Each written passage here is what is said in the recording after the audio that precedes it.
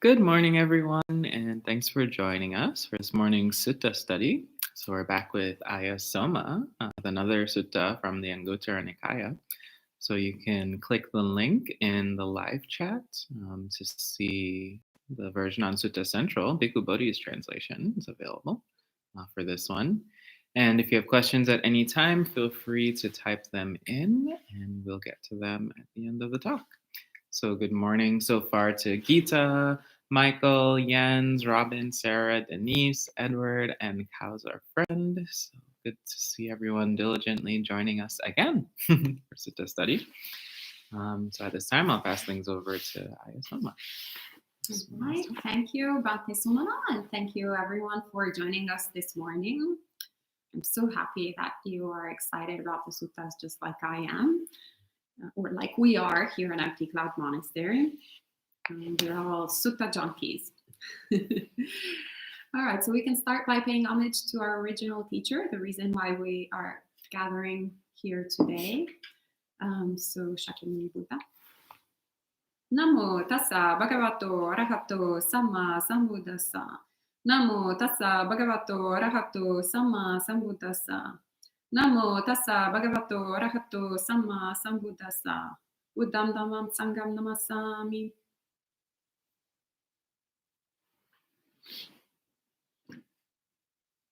So this morning we will be reading from Anguttara Nikaya 357. The title of the sutta is Vaccha, and we will be doing it Bhante Sudhaso style. So reading a few bits here and there and discussing them as we go. So the sutta begins. Then the wanderer Vacchagotta approached the Blessed One and said to him, Master Gautama, I have heard. The ascetic Gautama says, alms should be given only to me, not to others. Alms should be given only to my disciples, not to the disciples of others. Only what is given to me is very fruitful, not what is given to others. Only what is given to my disciples is very fruitful, not what is given to the disciples of others. Do those who speak thus state what has been said by Master Gautama and not misrepresent him with what is contrary to fact? Do they explain in accordance with the Dhamma so that they would not incur any reasonable criticism or ground for censure? For we do not want to misrepresent Master Gautama. So we see that Vacchagotta was another wanderer. So Buddhist monastics, historically, since the time of the Buddha, we've all been alms mendicants. And even though here in the United States, I think aside from us Buddhist monastics and possibly some other Hindu monastics, we're probably the only wanderers who go asking for alms. It's not really common. I mean, we are not really common to begin with. In Italy, there was anyway a tradition of certain monastic orders to also take a vow of poverty and be alms mendicants, but it has somewhat faded away, or at least is not that common as it used to be back in the day.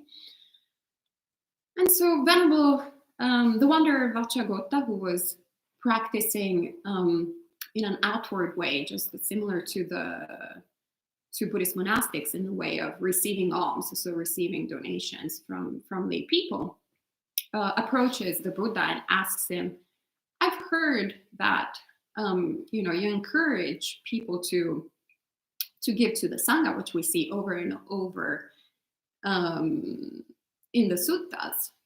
But aside from this encouragement, I seem to understand that you're also discouraging people to give to other sects. And of course, he was part of another sect. So there was also sort of, there was something personal there. But at the same time, he also is very humble in approaching the Buddha. So also making sure, saying that he wants to have these clarifications in order not to misrepresent the Buddha. And I would say that we should always learn from the wanderer Vacchagotta to kind of question our understanding of of the Dhamma, but also understanding of other people's intentions or other people's what they are saying, or what perhaps we've heard some rumors. And instead of going with it and really believing it and spreading, this say around, perhaps we should verify with the source if it's actually true, if we understood the message right. And we see that the Buddha replies, those Vacha who say, the ascetic Gautama says, alms should be given only to me, only what is given to my disciples is very fruitful, not what is given to the disciples of others, do not state what has been said by me, but misrepresent me with what is untrue and contrary to fact. So we see that it's a very good thing that Vacha has gone to the Buddha and asked for clarification, because clearly the rumor was not exactly accurate, was not exactly what the Buddha was intending to say. It's also, by the way, really bad karma to misrepresent the Buddha. In fact, I always feel uncomfortable giving these types of talks because I'm a bit of the vehicle. So I hope my good intentions will save me from incurring the bad karma that then will split my head into a million pieces. Is always this risk. Can also be instant. We have some occurrences in the suttas where someone says something really not in accordance with Dhamma, really misrepresenting the Buddha, and bam, really bad things happen instantly. You don't even have to wait your next life. And so the Buddha says, that's not quite correct. And he keeps going by saying, one who prevents another from giving alms creates an obstruction and stumbling block for 3 people. What 3? He creates an obstruction to the donors acquiring merit, to the recipients gaining a gift, and already he has maimed and injured himself. One who prevents another from giving alms creates an obstruction and stumbling block for these 3 people. Much Dhammasukha right there. So fundamentally, what the Buddha is saying, that it's bad karma for everyone involved in the mix, if that was the case. Because giving is always a good idea. So why would I prevent Bhante Sudaso from giving a gift to, if I prevent Bhante Sudaso from giving a gift to Bhante Sumano, I'm preventing Bhante Sudaso from making merit, as we were saying yesterday. We were saying in the other sutta. So gaining all those beneficial insights in the practice of giving. And Bhante Sumano, perhaps, Bhante Sudaso wants to give a robe to Bhante Sumano. Bhante Sumano does not have a robe. And then Bhante Sumano doesn't have the robe, and he doesn't know how to go around without the robe. So that is also something that will make him suffer. And because I've orchestrated all of this thing, much bad karma for me. So why would I intentionally get into that route? That is what the Buddha is saying. Clearly, it can't be my words because I know better than that.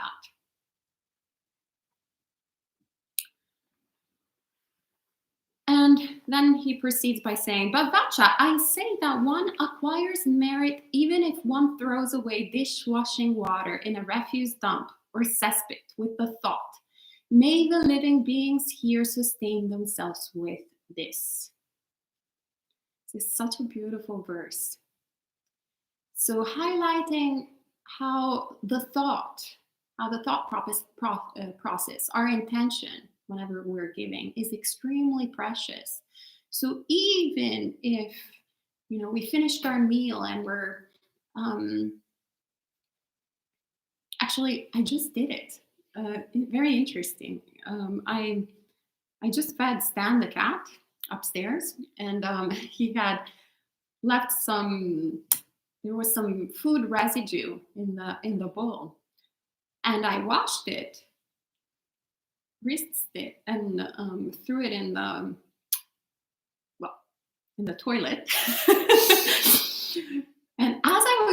watching it, actually, I had exactly this thought. I was like, oh, I hope that some sentient beings will take this meat residue that Stan the cat eats and can be supported by it. Very interesting. Maybe I was subconsciously influenced by the sutta. Who knows? But yeah, so that beautiful thought, instead of just keeping it, this is the miracle of practice, the miracle of the Dhamma that really starts shifting our thought process rather than thinking, oh, this bowl is just dirty and I need to get this thing done. Perhaps also this meat is also gross because it is gross. Stan the cat makes me do a lot of practice of the Subha meditation, so contemplation of the unattractiveness with all the disgusting things that he likes to eat and needs to eat because he's an obligate carnivore. And I have to feed him, so I always have to go through this whole process of what very interesting, looking at something that he adores and goes crazy for, and I'm like, wow, this is so horrible. But it's the source of nutriment for so many different beings. So Buddha says anything, any type of gesture that we're doing out of compassion for sentient beings is incredible. A source of so much good merit. Such a good idea that we should pursue. And then he says, how much more then does one acquire merit when one gives to human beings? So if even in that gesture that I did earlier brings so much merit, so many wholesome conditions in the mind, let alone if I actually do kind and nice things towards the human beings that I share the space here with at MP Cloud. Incredible, right?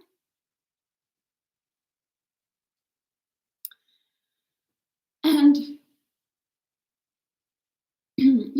the other thing that is worth noting about the Buddha saying, highlighting human beings in comparison to animals, aside from everything, it's also, I think, aiming at the metta practice. When I first actually heard of metta meditation, it was at this retreat that Bhante Sudasu was one of the teachers, actually. That's when I first met him.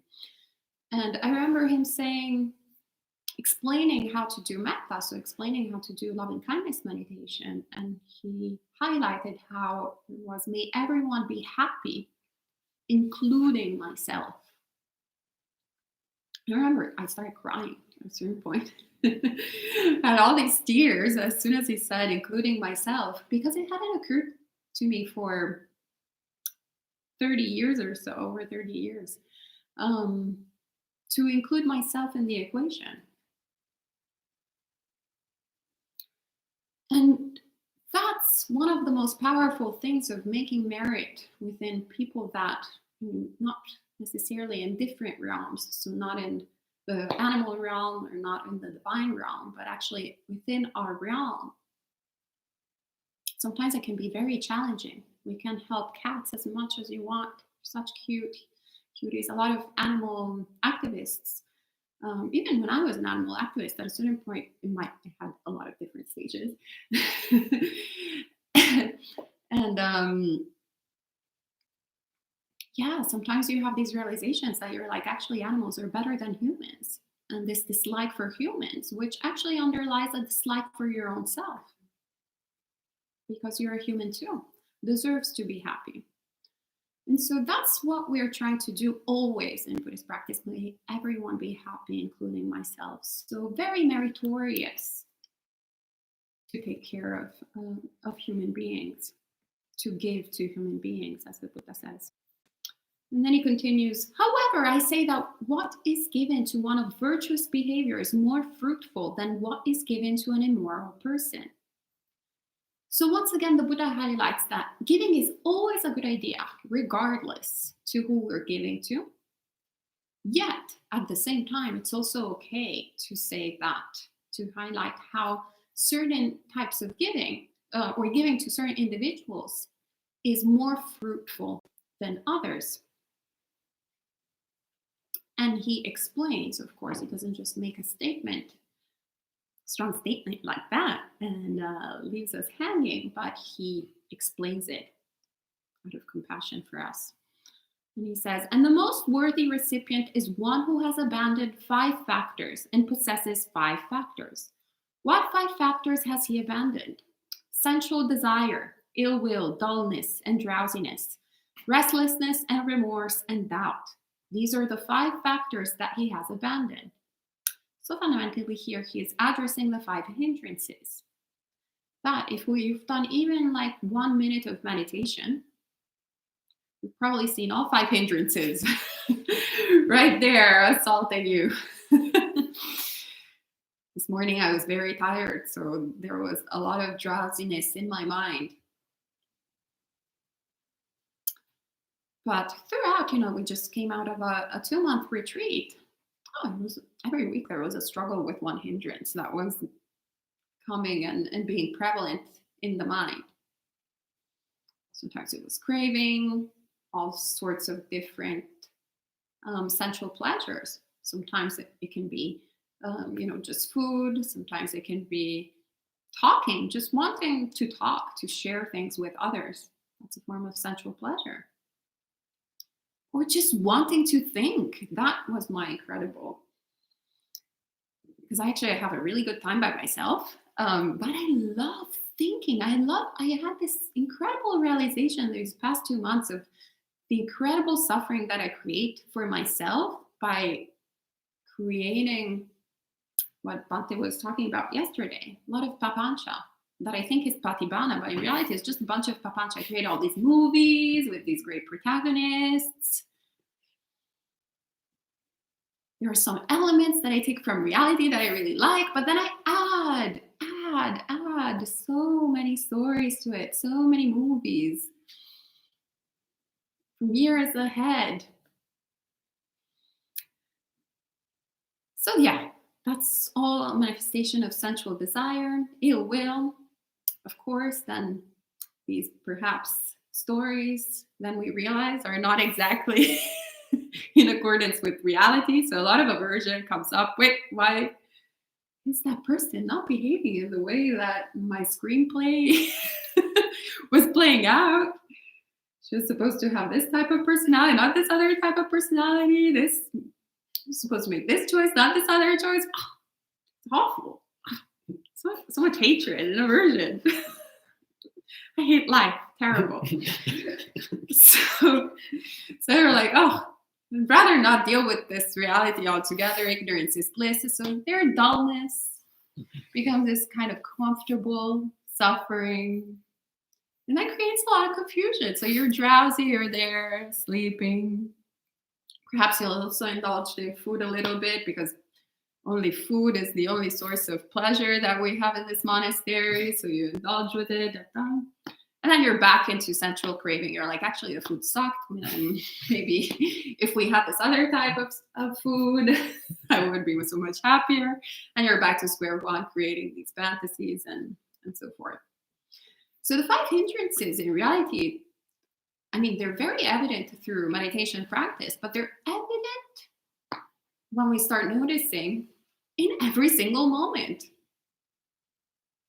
Through our frenemies, in the way that there are these really unwholesome states of being, but we're addicted to them. We keep on feeding the hindrances.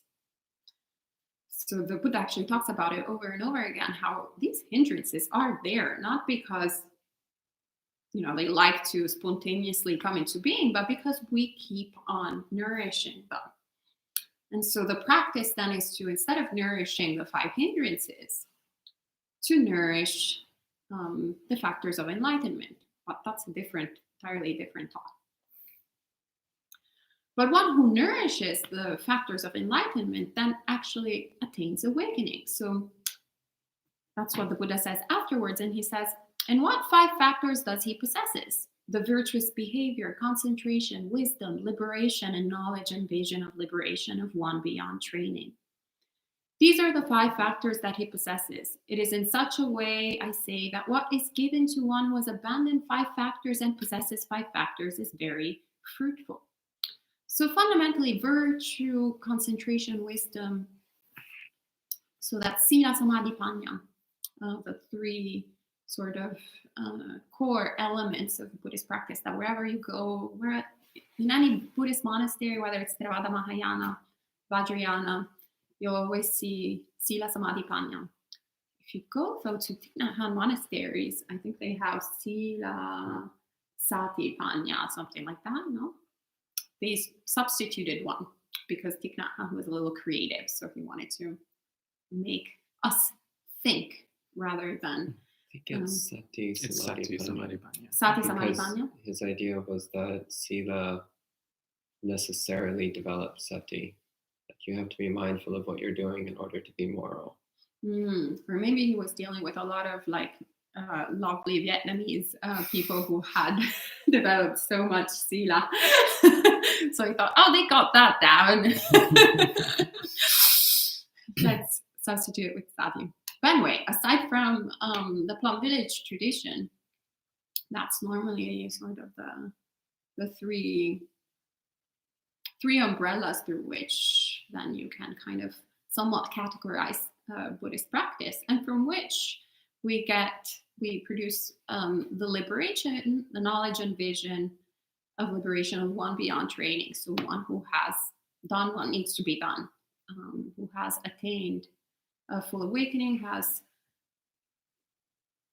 arrived at the cessation of greed, hatred, and delusion. Just thinking about it, it's incredible. And the Buddha also highlights how that is the most supreme giving.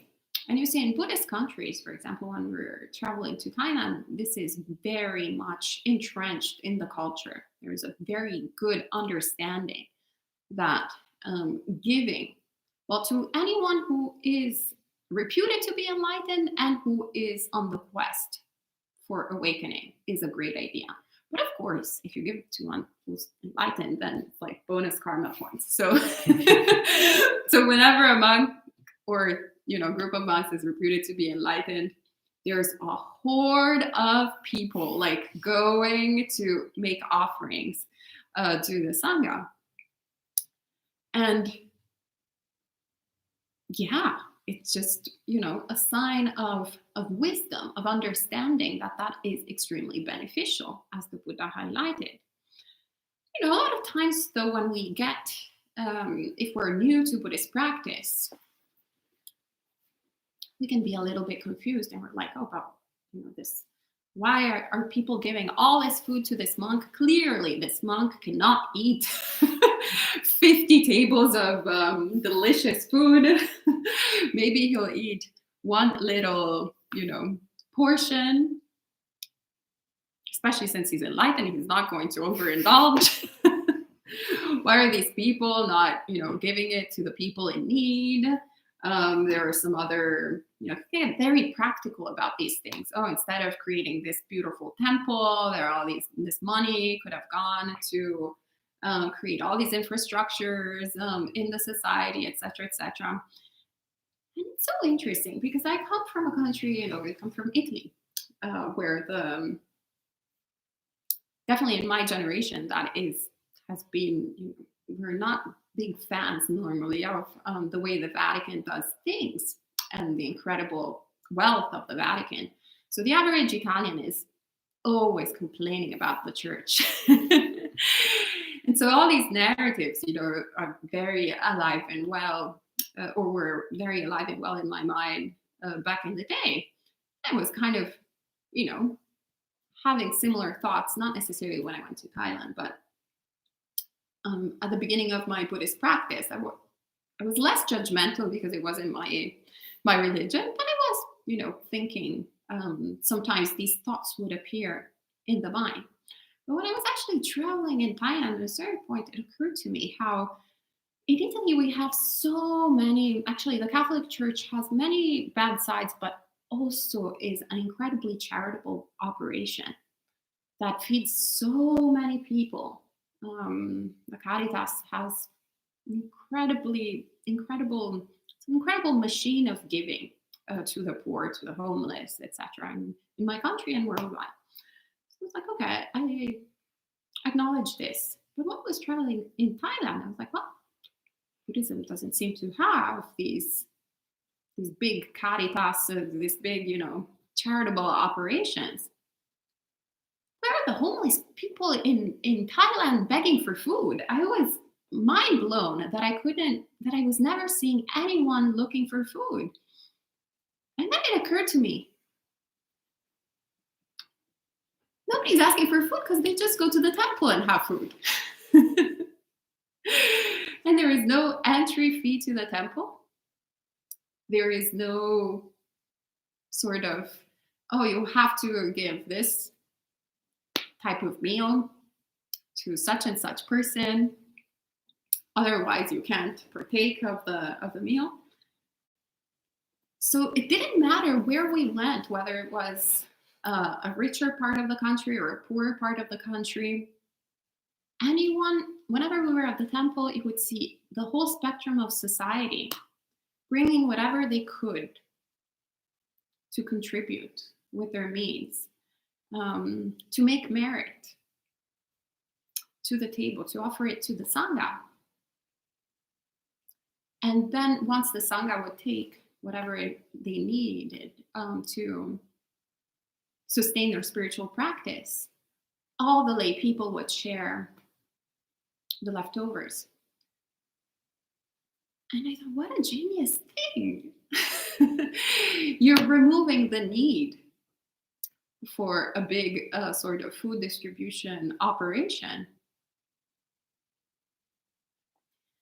So in one way, one does the highest gift, and it was to the, whether someone is reputed to be enlightened or on the path towards eliminating these unwholesome things in the mind. And at the same time, you kind of see already in front of you the rippling effects of the practice. That when you're giving something to someone who is doing this practice, they won't hoard, they won't collect everything for themselves, but they will share.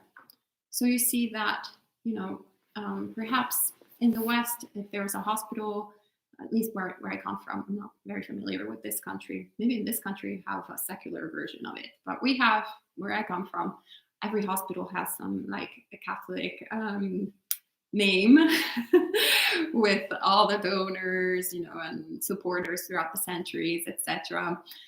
Different families. I guess here's maybe more secular version of it, but we have this whole. There's a sense these people have made it happen, and this is part of an extension of the church. And my understanding was that in, at least in Thailand, from what I've seen, it's a little bit kind of silently happening. It's the same thing happening, but not necessarily advertised in the way that it's, or structured in the way that it's structured. And that's because also, of course, people bring, aside from requisites, they also donate a lot of money to the monasteries. So I believe Ajahn Mahabua, what is he going to do? We don't handle money. What are you going to do with a bunch of paper? When you're a monastic, actually, as soon as I was never that attached, I have to say, with my current conditions. I was never really obsessed with money. But I have to say that when I put robes on and I couldn't handle it anymore, the little glitter that it had in the past to completely disappear because it's useless. You're like, okay, these people donated money. I can't do anything with it. So if there are these stats, if someone is reputed to be enlightened and have complete disinterest in that, what are they going to do? You just give it away, of course. And what do you give it away for? Wholesome things. So lots of hospitals have been built, lots of different operations for society have been built. It's just a different way to go about these results. And I remember, and I'm probably going to butcher this story, maybe Baptista remembers it better, but Venerable Jian Hu from, he's a Chan monk who came, and someone asked him, he was leading a retreat, and someone at the end of the retreat was like, well, we are in this neighborhood. There are so many people that are struggling, and there is a home in Rockland Beach. There was a building that was dealing with people with a lot of mental issues. Rockaway, in particular, in New York City, has lots of different places where people in distress within society are dealing with a lot of different, issues. And so it was like, well, I mean, we're doing all this meditation and doing all this practice. It's all well and good, but wouldn't our time be more fruitful if we actually went and volunteered right now in these places rather than, being silent still, not doing anything for long periods of time? That's a very valid question.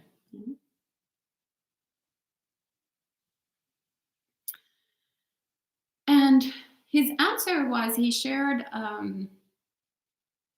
the story of the three doctors, if I remember correctly. I'm probably going to butcher it once again. Disclaimer.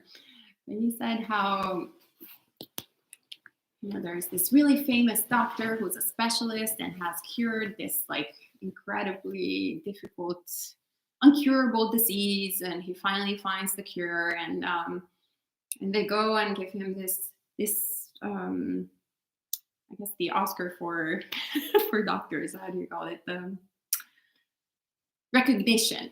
And the doctor is like, thank you very much, but actually I'm really not the best doctor. There are, people, there are other doctors that are so much better than me, that cure so many more people than I do. I only cure like 4 people who have this really terrible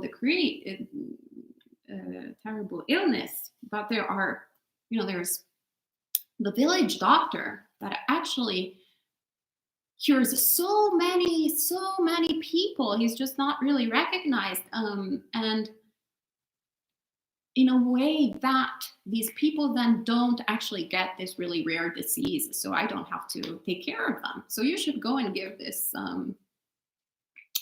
this statue or whatever, this recognition to that doctor.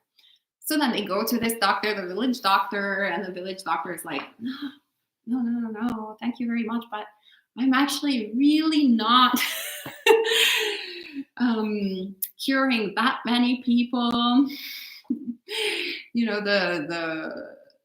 most the one that cures the most people is actually not even a doctor, but it's you have to go all the way to the parents of the family, that they actually just give them food, the right food that is nourishing for the children, so that the children actually never get sick. So then I'm curing like hundreds of people, but if they didn't this work, then I would be overwhelmed with thousands and thousands and thousands of people with so many different illnesses. And so fundamentally, I think there were more people within the mix. But I told you that I was going to butcher this story. But anyway, the sense of the story was that fundamentally, most of the time we focus, our mind goes to putting a patch on a problem once the problem has already manifested. But the aim of Buddhist practice is to go at the root of the problem. So the problem doesn't manifest. There's no effect that then we need to cure. So instead of waiting for the disease to degenerate and become very hard to deal with, we go to the source of it. And perhaps actually we start taking really good, healthy habits so that the body starts, well, in this case, the mind, but body and mind start not developing, not creating harm in the world. And so, of course, we should volunteer. Of course, we should help others. And of course, this doesn't mean that this practice is we're only focused on one side of the picture. But it's important to not also just go on when the problem is there, it's manifested, and it's and it's endlessly happening. We should be working on both sides, preventing the issue from surfacing, and if it has surfaced, also patch it up. So of course, we're going to put, a Band-Aid if the body gets harmed. But we also try to prevent. We become mindful and aware so that we are not banging onto any, little corner in the building and hurting ourselves. And then the sutta ends with a beautiful poem, as Bhante Siddhartha was saying. This is a form. He was talking about it yesterday in his talk. So this is an example of Patibana in the suttas. So there's a beautiful poetry that, of course, is rendered a little bit different in English than it would be in Pali. Sounds a little bit more clunky. But the Buddha says, among cattle of any sort, whether black, white, red, or golden, mottled, uniform, or pigeon-colored, the tamed bull is born, the one that can bear the load, possessing strength, advancing with good speed.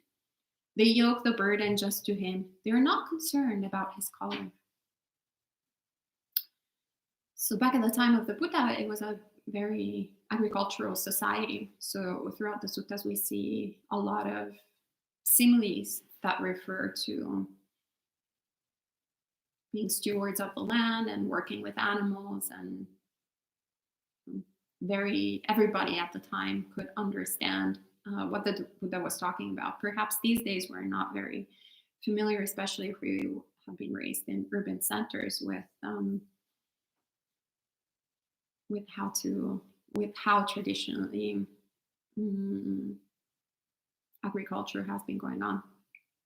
But I think overall we're familiar, perhaps if we've read books or seen movies, of bulls being used within agriculture and being yoked and put as with a burden, etc., etc. But fundamentally, what the Buddha is, the reason why he uses the bull in this simile is he's highlighting how, as humans, when we're dealing with the animal world, we tend to be a lot more objective than when we deal with our own species. And so fundamentally, if we are to domesticate any animal for the purpose of growing food for the nourishment of our family, we're not going to really be discriminating in terms of black, white, red, golden, mottled, uniform, pigeon-colored. We just know that any animal has the potential to be tamed, the potential to be domesticated. And at the time of the Buddha, spiritual practice was the domain mainly of one caste, of the Brahmin caste. The caste system is still alive and well up to this day.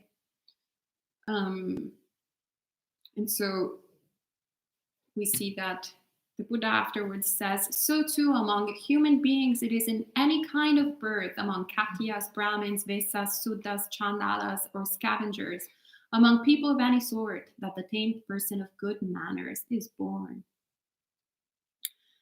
So he's making this simile, equating how even though we draw so many lines, especially in the Vasetta Sutta, actually, the Buddha goes into deep depth of how nuanced our understanding or our classification of human beings is. So we draw so many lines based on gender, on caste, on race, on nationality, you name it.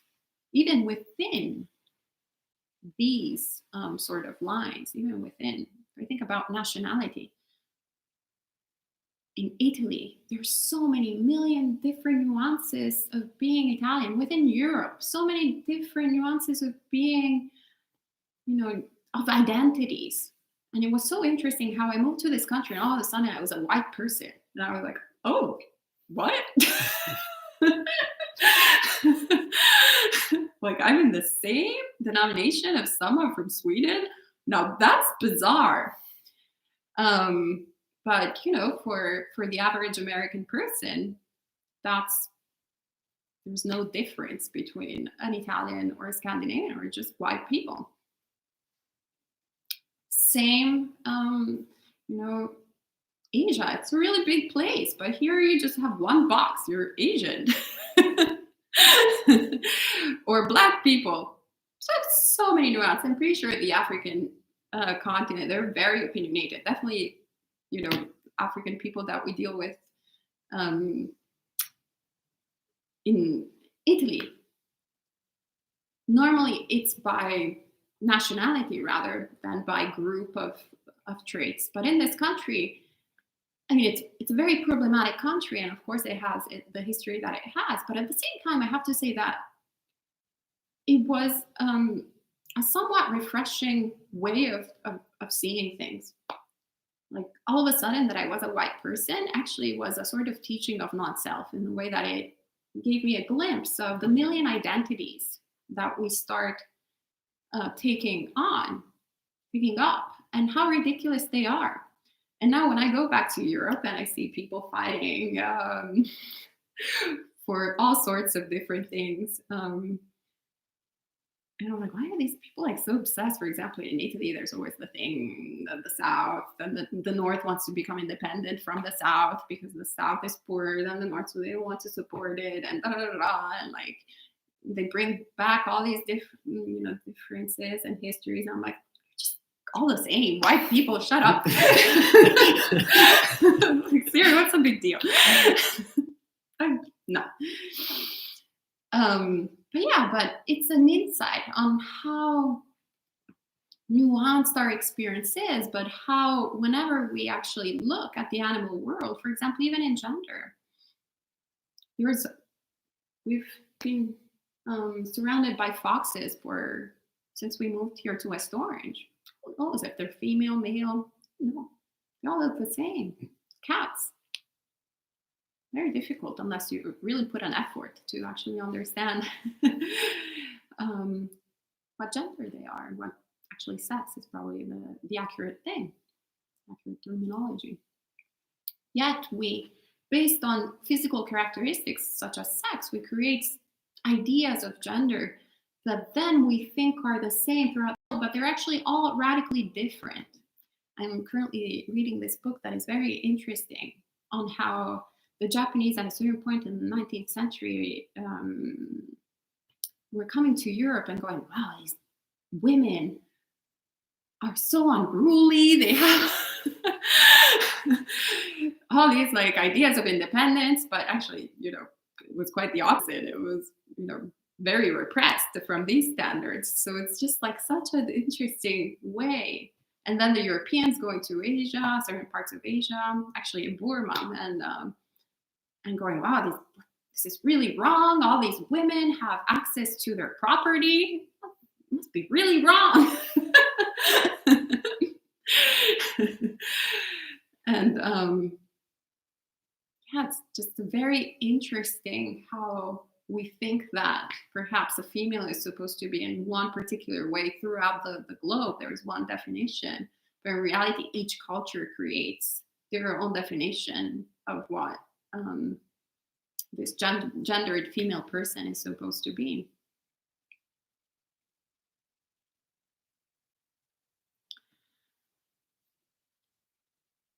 And we see,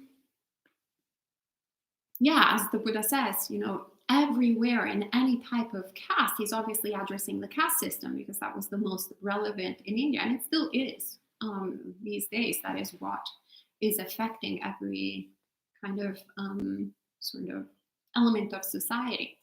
So since spiritual practice was namely the domain of the Brahmins, the Buddha instead is highlighting how spiritual practice is in every single caste.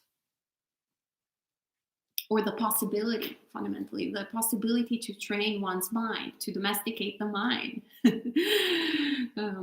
And in the Vaseta Sutta, of course, the Buddha says, by action, one becomes a Brahmin. And that Brahmin is just a designation, a convention that we use in the world. But who is this tamed person that the Buddha is talking about?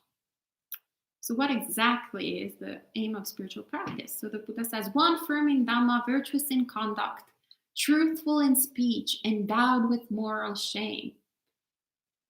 We could pause with with moral shame. So Bhante is whispering conscience. I actually really like the word shame because I didn't have a Protestant upbringing. And I was shamed apparently by my Italians really like to shame one another. So we like create like a thick skin since, very little. I didn't even know that. My mom was always shamed. She would also say, be ashamed of yourself. Vergogna. Whenever I was doing something to be ashamed of. But fundamentally, my understanding of shame in Buddhism is not to feel bad about ourselves, but rather to create that, say, when we take the precepts of not killing, that has been incredibly transformative in my mind. Before I used to kill insects, then I took the precept of not killing and I stopped killing any sentient being. At the very beginning, my mind was full of hatred because I wanted to kill a lot of sentient beings that were really annoying, especially mosquitoes and infestation of ants. And then by training myself in this practice, at a certain point, the instinct of killing sentient being started loosening up and disappearing. And now it's a horrible thing for me to think to kill sentient beings, but it's not an unwholesome or uncomfortable, it's unthinkable. And yes, I would be ashamed of myself if I killed intentionally a sentient being. So it's a wholesome development of mind. Like the idea, for example, right now to take a dagger and start stabbing Bhante Soma, that's horrible. I find it dreadful. So I think it's a little bit more than conscience, which is why I'm not a fan of that translation, because I think I had a conscience before Buddhist practice. But now there's a stronger, there's something wholesome. And I feel like shame and dread are actually two great, strong words that we really need to embrace and be comfortable with, whether we're Protestant or not. And the Buddha continues, one who has abandoned birth and death. So not coming back into this life. We have put an end to this endless cycle of birth and death. Consummate in the spiritual life with the burden dropped, detached. I was feeling so much the burden this winter. I was like, can I just put down this burden? Whenever I was able to do it, so much relief. And I was like, why am I picking it up again? I'm so crazy. Very difficult. But once we let go of everything, the burden is dropped and we're detached. Because we have done this task free of taints, who has gone beyond all things of the world. And by non-clinging has reached Nibbana. An offering is truly vast when planted in that spotless field. And now that I am actively putting so much effort in doing this job of attaining awakening, I have so much incredible respect towards the Buddha, the Dhamma, the Sangha, and all the people who have practiced in this way and have managed to eliminate greed, hatred, and delusion. It's the most difficult thing that one can do, the most difficult job. And I have a nice resume of getting stuff done. I really have never been shy to work. And there's nothing more difficult than eliminating greed, hatred, and delusion and letting go of everything. Which is why it's such a meritorious, why the Buddha says this is an incredible field of merit. And he ends, fools devoid of understanding, dull-witted, unlearned, do not attend of the holy ones, but give their gifts to those outside. Those, however, who attend on the holy ones, on the wise ones esteemed as sagely, and those whose faith in the fortunate one is deeply rooted and well established, go to the world of the devas, or are born here in a good family. Advancing in successive steps, those wise ones attain Nibbana. So in essence, whenever we're donating to the noble ones, we're not donating to people, but we're donating to this legacy of the Buddha that brings incredible benefit to all sentient beings. It leads to the elimination of greed, hatred, and delusion. So to uprooting the source of all our problems, source of all the issues in the world. Hence, the Buddha is highlighting how this is a sign of wisdom. It's of incredible wisdom. So because by giving to the noble ones, the reason why the monastic Sangha takes all these precepts is to be in contact with lay people. And the more we are in contact, more lay people are in contact with monastics, the more they're in contact with the Dhamma. The more in contact with the teachings of liberation. Hence, the natural conclusion is Nibbana. They will also create the right conditions to attain freedom from greed, hatred, and delusion. And so the Buddha ends, with a very simple cause and effect, as with everything. He's very pragmatic. As you put these results, when this comes to be, this comes into being. When this ceases, this ceases. And I think I spoke a lot. I didn't realize it was so late, but we have still a couple of minutes. So if you have any comments or questions, feel free to write them now. So thank you, Ayya Soma. And welcome to some other friends joining in, Chittapala and Elaine. And well, there's no questions so far, but just a comment from Gita, who's thanking us for tirelessly sharing the Dhamma, and then saying giving food is also practiced in Hindu temples. And then in the Buddhist temples in Toronto, during lunch, the donors will offer the food to the Sangha first and then to everyone else at the temple. Mm-hmm. But during the pandemic, they drop off lunch. And yeah, so it's it on YouTube so far.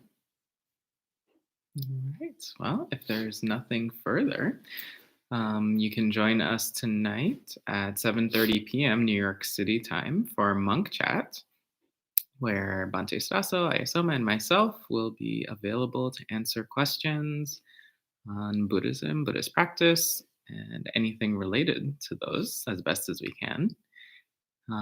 Actually, Kumu has a question. When we give merit to other beings, can they receive the merits, or is it for us? So that's the practice of sharing of merits. And I would say that it's for all sentient beings. So whenever we practice, we're practicing for self and others. There's not a difference. The difference is in our minds, because we're very self-centered, to be quite frank. Myself included, so I'm not telling you that you're self-centered, but fundamentally, until we reach any level of awakening, we are so obsessed with ourselves, we can't help it. But yeah, since we are going to the root of suffering, we're working to eliminate the root of suffering, it is absolutely incredible the results that are both for our minds and the minds of others, anything that we are cultivating, and even more so if we intentionally share the merits with others. So yes, absolutely. My parents, even though they live in a different country and we only can talk on the phone, our relationship has improved since I've taken robes on. Not immediately, there was a learning curve. There was a drop first, and then it started going back up. But why has that improved? Which obviously has improved my life and their life. Has improved because I've been practicing. And so we start leading by example. We start putting good seeds in the world that then turn into nice seedlings and then fruit that we can all share together. So yes, absolutely, sharing the merit is a powerful, incredibly powerful practice, and we should constantly be doing it. And so it seems like that was the last question. So we can end this morning with 3 sadhus. Sadhu, sadhu, sadhu. And enjoy the rest of your day.